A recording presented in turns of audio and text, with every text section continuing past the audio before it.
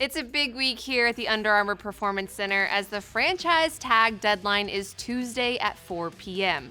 There are a few different scenarios that could play out over the coming weeks, and General Manager DeCosta talked about that last week at the Combine. Yeah, well, there's a couple different situations where that can go.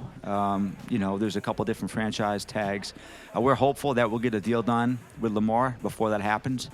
But sure, they're big numbers. We've known they're big numbers. We're prepared for that. And we've got 4 or 5 or 6 different plans based on what happens over the next 10 days. We've all had March 7th circled as the deadline for the franchise tag, but the date March 15th also comes into play here. If the Ravens do tag Jackson before the deadline, the ripple effect is that the team will have to make moves to be cap compliant by the time the new league year starts. That means we could see players being released as soon as this week as the team looks to make room before next Wednesday. We're always preparing for every contingency. We look at every situation, free agency, the draft. We're talking about any possible situation that might arise with players. In this business, you get surprised daily. And so you have to be prepared for any situation, what that means, what your cap looks like, what your cap might look like, what players are available, what players aren't available.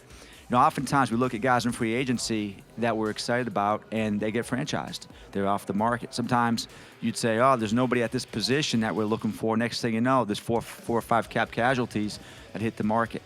And so it's an ongoing process. What we try to do is strategize and plan. Going back to January, we go down to Jupiter with Steve Bisciotti, our owner, kind of go through all the different contingency plans that we can, risk management, looking at all the different opportunities that might arise, and figure out what's going to happen. Of course, even if Jackson is franchise tagged this week, the front office can still work to sign him to a long-term extension. Whatever the final scenario, we'll have you updated on the latest news right here on our social channels, app, and website. We'll be back with you again tomorrow.